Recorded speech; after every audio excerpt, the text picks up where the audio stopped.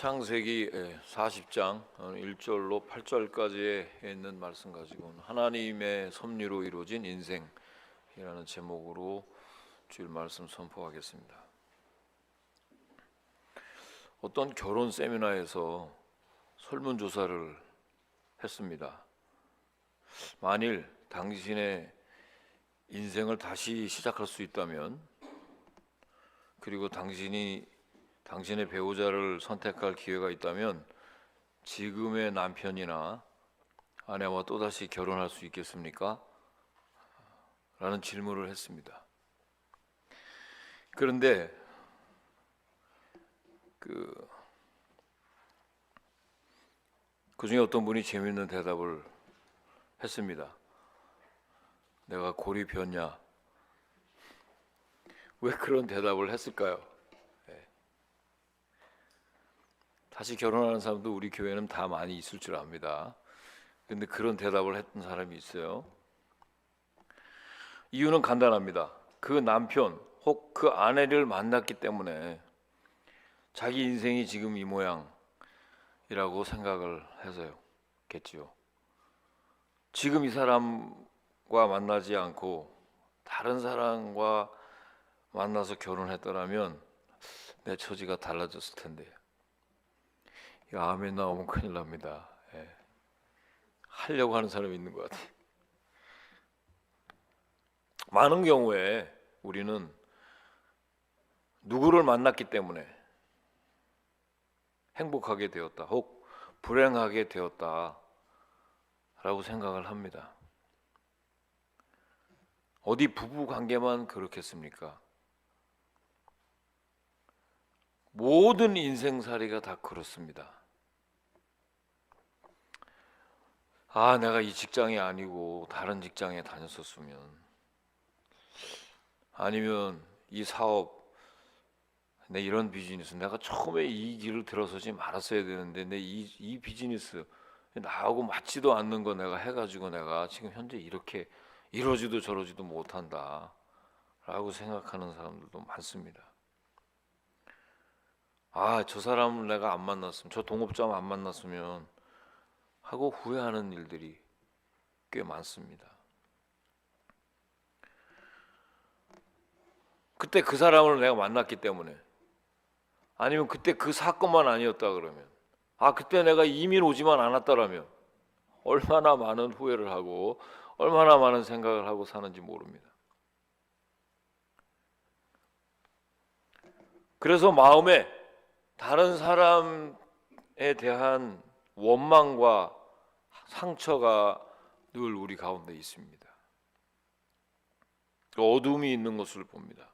그런데 성경에 보면 하나님의 말씀은 이와 분명히 다르다고 교훈을 하고 있습니다.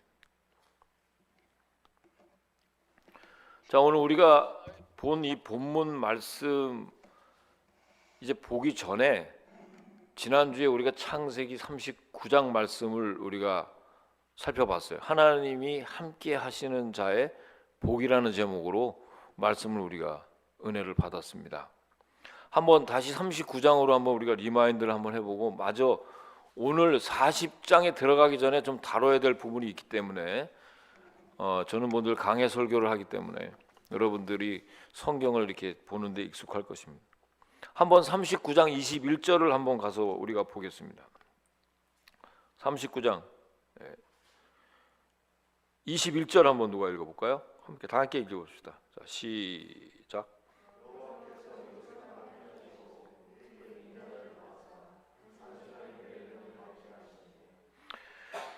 자, 요셉이 여러분 잘 아시다시피 지난주에 말씀 우리가 살펴보면 자기를 가장 총애하고 신임을 해주었던 그 보디발의 집에 그 아내가 성적인 유혹을 뿌리치고 아주 하나님 앞에 내가 득지할 수 없다라고 하는 그런 아주 참 성실하고 정확한 우리 요셉이 거부를 했는데도 불구하고 억울한 누명을 쓰고 감옥에 갑니다. 인생의 위기를 만난 것이죠. 다시 그런데 그곳에서 하나님이 함께 하시고 인자를 더했다고 말씀이 나오는데 이게 무슨 말입니까? 보디발의 집에서 총애를 받던 요셉은 감옥에 들어가서도 그 간수장에게 여전히 총애와 신임을 받고 있는 모습이 나옵니다. 뿐만 아니라 4절에 39장입니다. 39장 4절에 한번 우리가 올라가서 보면 워낙 요셉이 믿을만 하니까 보디발이 그를 누구로 삼아요? 가정 총무로 삼습니다. 재미난 것은 22절에 39장 22절로 다시 가면 간수장이 옥중 죄수를 다 누구 손에? 또 요셉의 손에 맡깁니다. 야, 이거 그냥 지나칠 수 있는 얘기가 아니에요. 다시 또 6절로 가봐요. 6절 39장 6절 가면 주인이 그의 소유를 다 요셉의 손에 위탁하고 자기가 먹는 음식 외에는 간섭하지 아니하였더라. 지난주에 이미 살펴봤습니다만 먹는 일 빼고는 전부 그 가정의 모든 살림을 요셉에게 완전히 일임했다는 것입니다. 야, 정말 대단한 사람이. 그런데 감옥에서 지금 요셉의 모습을 한번 비교해 보십시오. 간수장은 그의 손에 맡긴 것은 무엇이든지 살펴보지도 아니하였으니라는 말이 나오네요. 그러니까 요셉에게 다 맡기고 간섭하지 않아도 될 만큼 요셉은 감옥에서 어떻게 됐어요? 훌륭한 삶을 또 살았다는 것입니다. 정말 한결같은 인생, 정말 놀랄만한 그런 그 요셉입니다. 자, 다시 이제 오늘 우리가 읽었던 40장 이제 본문으로 한번 보게 되면 감옥에 들어간 요셉은 이제 그의 운명을 바꿔 놓을 만한 어떤 사람들을 만납니다. 자, 그런데 뭐 좀 깊이 살펴보면 그의 운명이 바뀌게 되는 것은 그가 만난 어떤 사람들 때문이 아니라 사실은 그들을 대하는 요셉의 자세와 삶 때문이었습니다. 지금 우리가 설명해 준 대로 쭉 이렇게 연결해 보면 요셉이 한결같은 어떤 그런 삶의 자세, 그의 그 삶의 애티튜드, 이게 항상 일관됐단 말이에요. 오늘 본문 한번 1절을 한번 우리가 이제부터 40장입니다. 40장 1절을 한번 살펴보고 1절부터 3절까지 우리 본문 한번 다 읽어보겠습니다. 시작. 그 후에 애굽 왕의 술 맡은 자와 떡 굽는 자가 그들의 주인 애굽 왕에게 범죄한지라. 바로가 그 두 관원장 곧 술 맡은 관원장과 떡 굽는 관원장에게 놓아요. 그들을 친히 대장의 집에 안에 오게 가두니 곧 요셉이 갇힌 곳이라 그랬어요. 요셉이 감옥에 들어가 있는 동안에 감옥 밖에서 요셉이 전혀 알지 못하는 어떤 사건 하나가 벌어졌어요. 뭔지 모릅니다. 술 맡은 자와 떡 굽는 자가 누구냐면 왕에게 특별한 진미를 만드는 사람들이었습니다. 자, 우리가 술 맡은 사람, 뭐 떡 굽는 사람이 나오죠. 일종의 개인 요리사와 바텐더였다고 말할 수 있는데 대단히 중요한 고위 관리였습니다.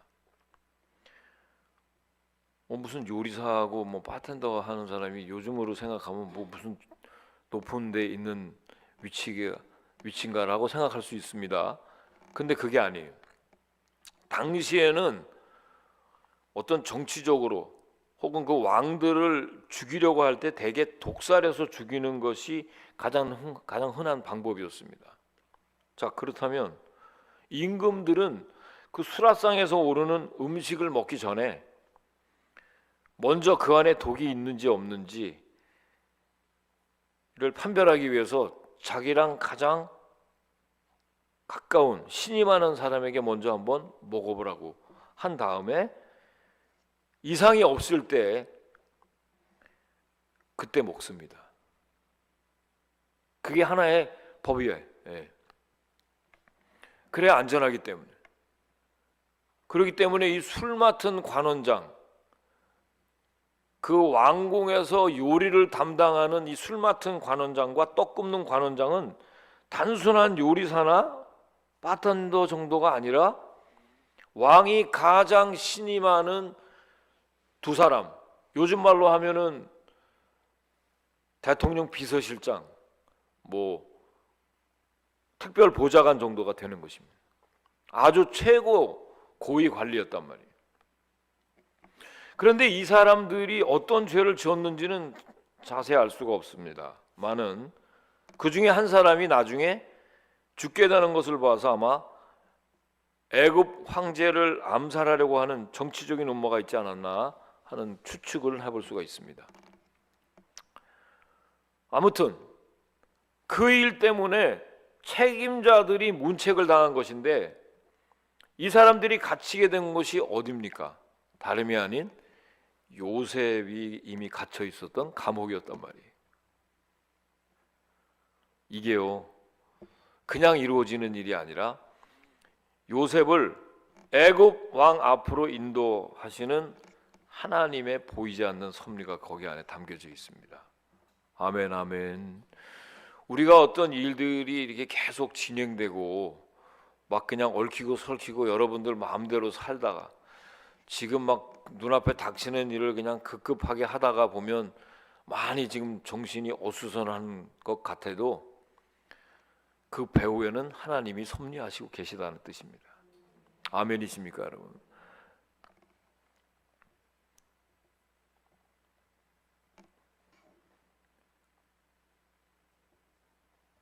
두 번째, 이 4절 말씀이 이제 또 중요합니다. 요셉을 향한 이 하나님의 이 두 번째 섭리는요, 두 관원장을 수종 들게 하셨어요. 4절도 한번 마저 읽어봅시다. 시작. 친히 대장이 요셉에게 그들을 수종 들게 하매 요셉이 그들을 섬겼더라. 그들이 갇힌 지 여러 날이라 그랬어요. 자, 별로 특별할 것이 없는 그런 기록입니다. 이번에는 뭐 감탄사도 없고 뭐 느낌표조차도 없는 아주 잔잔한 기록입니다만은 이 표현 속에 우리는 요셉이 2년 동안이나 감옥 생활을 어떤 모습으로 하고 있는지도 엿볼 수가 있습니다. 그러니까 그는 자기에게 주어진 삶의 현장에서 충실하게 살고 있었어요. 그냥 무료하게 무의미하게 보이는 그 감옥의 일상에서도 그냥 자기에게 맡겨진 일들을 묵묵하게 책임을 다하며 살아갔다는 것입니다. 우리 자신이 한번 요셉의 처지에 있다고 한번 상상을 해보십시오. 먼저 얼마나 한심했겠는가를 생각 안 할 수가 없죠. 저와 여러분 같았으면 어떻겠냐고요. 매일매일 죄수들에게 밥이나 날라주고 심부름이나 하면서 그 중에 높은 녀석들에게는 목욕물 데워다 줘야 돼요. 발 씻을 물도 가져다 주고 고작 그런 것이 전부 아닙니까? 뭐 감옥의 총무가 뭐 하는 일이 상상이 됩니까 그게? 더군다나 그런 생활이 하루 이틀이 아니라 기약 없이 계속된다고 한번 생각해 보십시오. 41장 1절에 가서 보면 요셉은 적어도 2년 동안이나 그런 생활을 했습니다. 참으로 무료하게 짝이 없는 그런 생활을 했단 말이에요. 얼마든지 회의적인 생각을 할 수도 있고 좀 더 한번 우리가 상상력을 발휘해 보면 보디발의 집에 노예로 들어갔을 때 우리가 요셉이라고 하면 이런 생각을 아마 했을 것입니다. 저나 여러분 같았습니다. 야, 내가 여기 와서 진짜 머슴살이 내가 할 사람이냐? 꿈 얘기 잘못해가지고 말이야. 형들이 나를 갖다가 구동에 던지는 것도 진짜 대책이 안 쓰는데 여기 와가지고 내가 아버지한테 얼마나 사랑을 독차지했는데 제일 예뻐했잖아요. 예. 그렇게 정말 하나도 부러울 것 없이 잘 자란 아들이었는데 이게 웬 말인가 생각 안 해보겠습니까? 그래서 요셉이 만약 계속 불평하고 원망을 했다고 한번 생각을 해보면 보디발이 과연 그를 가정총무로 썼을까요? 여러분 같으면 그런 사람을 가정총무로 삼겠습니까? 계속 원망하고 불평해봐요. 또 감옥에 들어온 광경을 한번 연상해 보면 야, 내가 무슨 죄가 있어서 내가 보디발에게 다 모든 것을 정말 최선을 다해서 충성하고 헌신하고 봉사했는데 하나님이 그 이상한 짓을 해도 내가 그걸 거부하고 도저히 하나님 앞에 범죄할 수가 없기 때문에 난 거부한 것인데 그것 때문에 내가 누명을 쓰고 내가 감옥에 들어온다. 이게 말이 되느냐? 우리 같으면 아마 돌아다니면서 스피커 잠깐만 간수 앞에 내가 할 얘기가 있는데 잠깐만 저 같으면 뭐 견딜 수가 없었을 것 같아요. 예. 계속해서 얘기했을 거예요.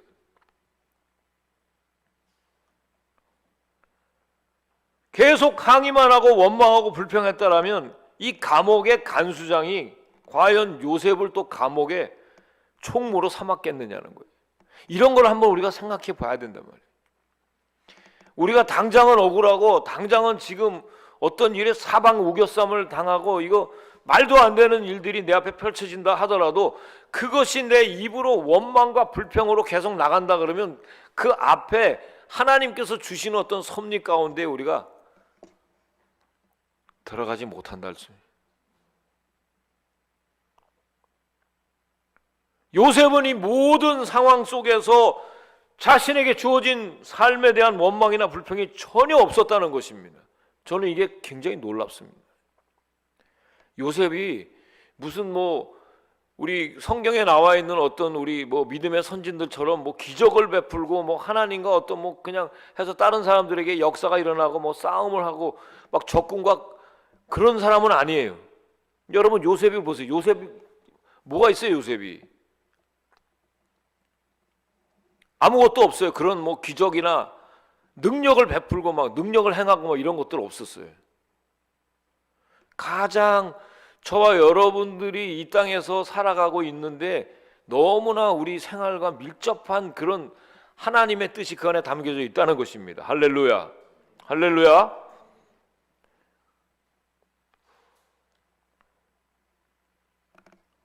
성경은 뭐라고 말합니까? 요셉이 그들을 4절이에요. 섬겼더라. 그들을 수종들게 하며 요셉이 그들을 섬겼더라 그랬어요. 그 한마디로 주어진 모든 책임을 감당하며 성실하게 살아가는 모습. 정말 저는 감동적이에요. 말씀을 준비하면서도 나도 정말 이럴 수 있을까? 얼마나 원망하고 불평을 겉으로 사람들 앞에서 많이 하지 않더라도 내 마음이 늘 불편했을 것 같아요. 나는. 여러분 우리가 생활 살면서 조금만 어려운 일이 있어도 얼마나 불평을 하고 얼마나 원망하고 다닙니까? 범사에 우리가 주님을 인정한다는 것은 다 거짓말이에요.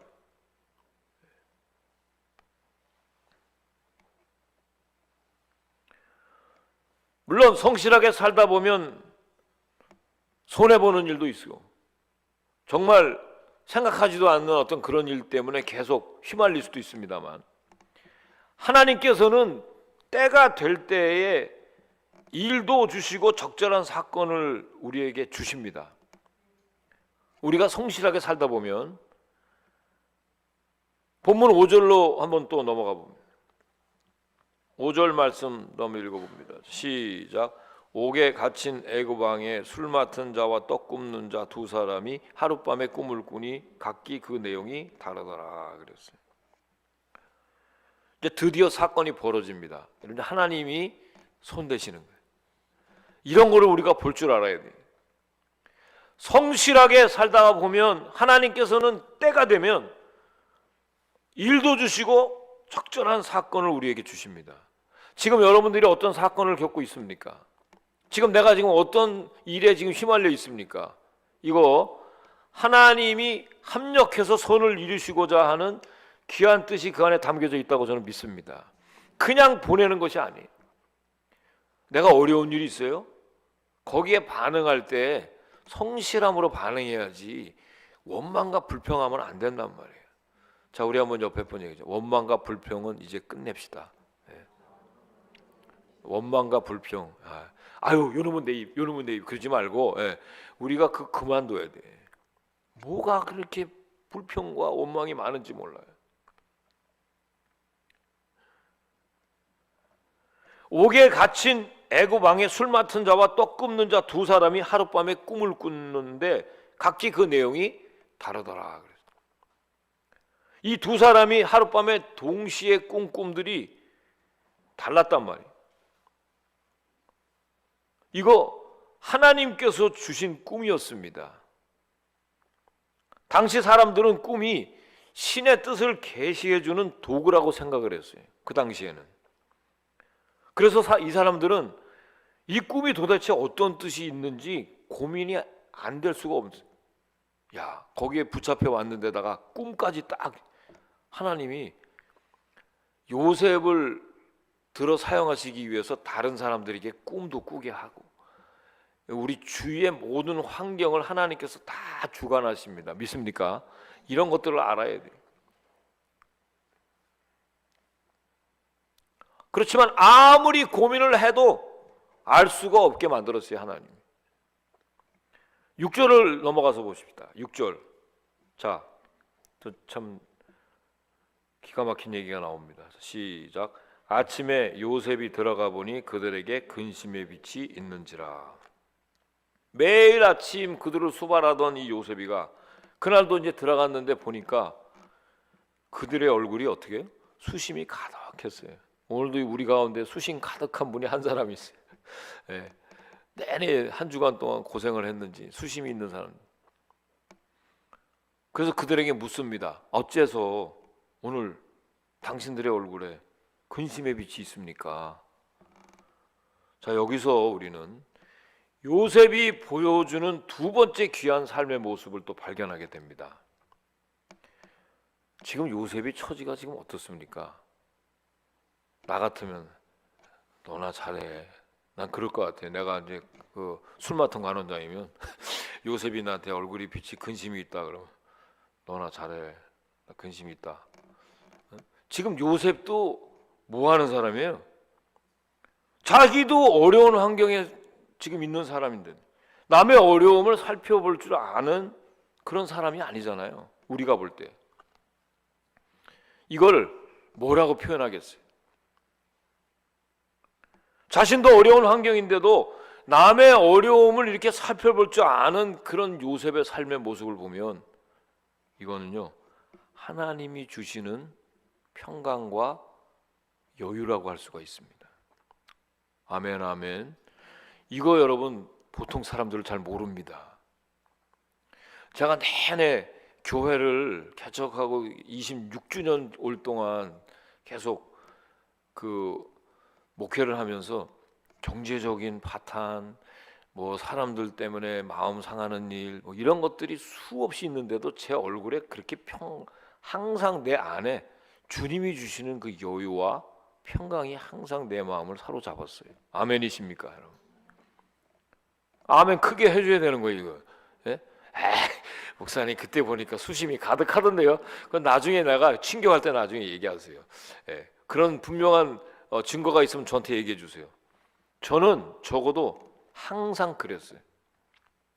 그래서 어떨 때 어떤 사람들은 저한테 우리 목사님 너무 냉철한 것, 너무 차가운 거 아니야? 예. 뭐 우리 교인들이나 뭐 우리 식구들이나 뭐 누가 뭐 콜딱팔딱 뛸 때 저는 그냥 오히려 컴다운. 이게 하나님이 주시는 평강과 여유지 내 힘이 아니라는 거예요. 그거 알아야 돼요. 그렇습니다. 자기도 죄수입니다. 지금 요셉이 남 열려해 줄 처지가 아니에요. 그들의 안부를 묻는다는 것은 어떤 면에서 보면 정말 우스운 일이에요. 그들은 어떤 면에서 자기보다 훨씬 나은 처지에 있는 사람이에요.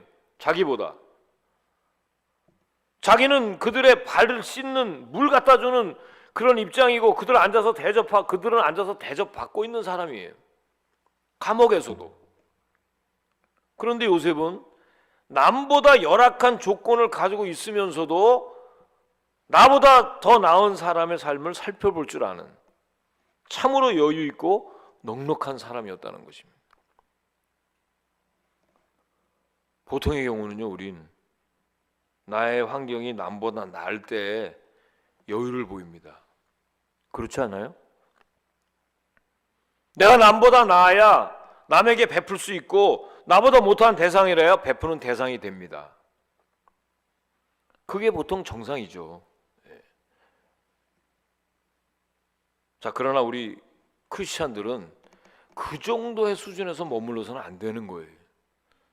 말씀과 성령이 우리에게 임하고 하나님의 능력이 내 안에 있으면 내 마음을 누가 주장해? 하나님이 주장하시기 때문에 여유가 있는 거예요.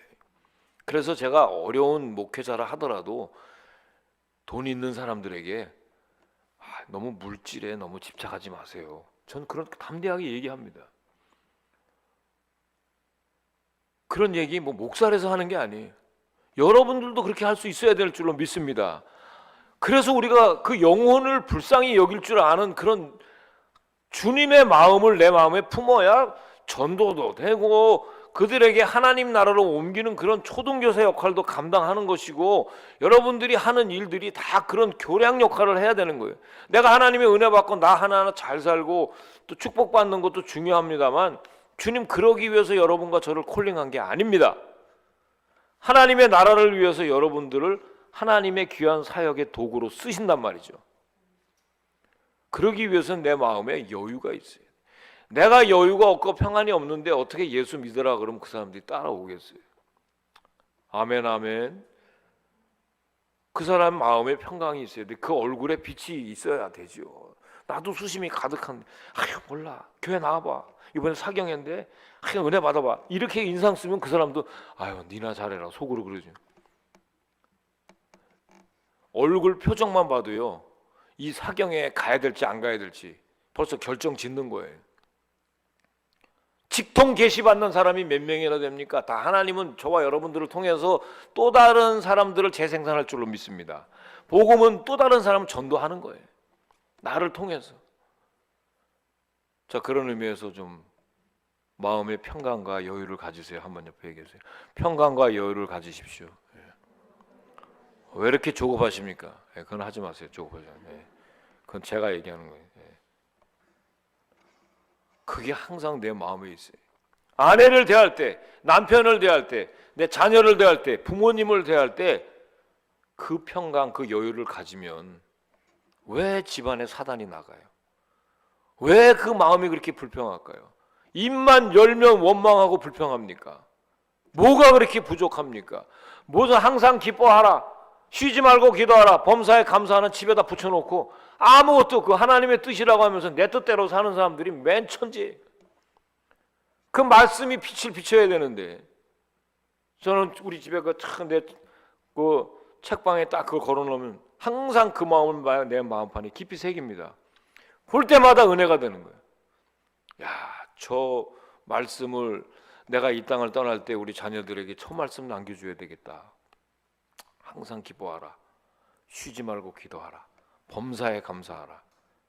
하나님의 뜻을 항상 내 마음판에 새기는 것, 그게 우리 주위에 있는 우리 교인들에게 참 저렇게 나는 그대로 내가 전달해주고 내 후계자 목사에게 그대로 내가 전달해주고 나는 은퇴해야 되겠다. 난 그런 생각 항상 들어요. 이게 뭘까요? 마음의 평강과 여유가 있을 때 가능한 것입니다. 아니 저 사람이 들어오면 쟤네가 이 재산이 있는 거 저 애들이 저 싸우면 어떡하지? 맨 생각하는 게 집안에 돈이 물질 왔다 갔다 하는 거. 그 땅 남아 있는데 저거 둘째한테 주면 어떡하지? 작살 나는데 이거 나한테 줘야 되는데 그거 하나라도 남아. 무슨 생각을 해도 무조건 다 이게 내게 유익인지 손해인지만 따지고 사느니 내 입에 원망과 불평이 항상 끊이지 않는 거예요. 이제는 그만.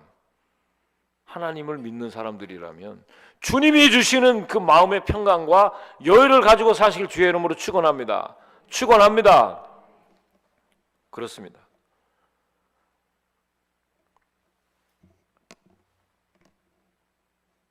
한 번은 개를 파는 가축병원에 어떤 소년이 어떤 강아지를 이렇게 지목하고 내가 이 강아지를 꼭 살 테니까 3일 후에 내가 돈 만들어 가지고 와서 꼭 사겠습니다 했어요. 그랬더니 그 가축병원, 개를 파는 가축병원의 그 담당자가 야, 걱정하지 말고 돈이나 갖고 와. 이 강아지는 절름발이라 아무도 안 사가. 걱정하지 마. 근데 그 강아지가 다리를 저는 강아지였어요. 3일 후에 다시 옵니다. 이거 내가 돈이 조금 모자라는데 다른 사람한테 절대 팔지 마세요. 꼭 내가 사갈 거예요. 걱정하지 말라니까 다른 강아지는 다 이건 괜찮아. 내가 딱 홀드하고 있을게. 그 다음 주에 돈을 마련해서 그 강아지를 사갑니다.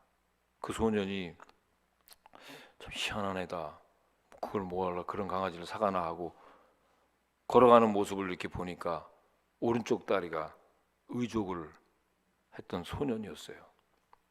그러니까 내가 어렵고 힘들기 때문에 어려움을 겪는 사람을 이해할 수 있다는 뜻입니다.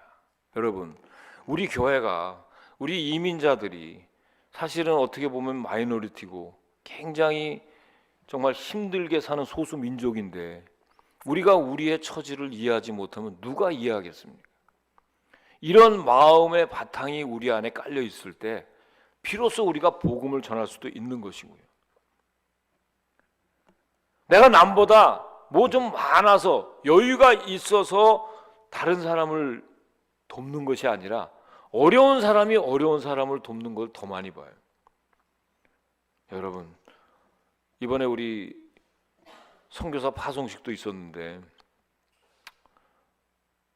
선교 목사로 이번 임명받은 목사님께서 그런 말씀을 하시더라고요. 제가 그 써니 미션을 이렇게 설립해가지고 가야 되는데 저기 어느 A 장로님, B 장로님이 참 뭐 물질이 많으신데 좀 도와주면 좋겠습니다. 그래서 제가 그랬어요. 제가 지금까지 26년 목회를 했는데 돈 많은 사람이 헌금하는 게 아니다. 돈 많은 교회가 선교비 많이 보내는 게 아니다. 오히려 믿음 있는 사람이 선교비를 잘하는. 아멘, 아멘. 예. 어떤 물질이 많다고 해서 여유가 있는 사람이라고 해서 더 사람들을 긍휼히 여기는 것이 아닙니다. 없는 사람이라도 없는 사람 더 잘이야. 자기가. 말씀을 맺겠습니다. 꿈의 해석까지도 다 하나님께 맡긴 이 요셉.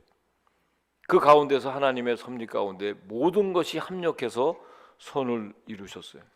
자, 오늘 하나님의 섭리로 이루어진 이 요셉의 인생이 그냥 성경에 나와 있는 그냥 훌륭한 인생이라고 치부하지 마시고 오늘 우리에게 적용해서 내가 내 삶에 얼마나 성실한 자세로 최선을 다하고 있는지, 내가 여러 가지 환경과 어떤 상황에만 내가 급급해서 원망과 불평으로 늘 이 환경만 바뀌면, 이 상황만 바뀌면 나는 반전할 것이다라고 하는 헛된 신화에 내가 빠져 있지 않는지를 돌아보는 그런 계기가 되시기를 다시 한번 주님의 말씀으로 간절히 부탁을 드립니다.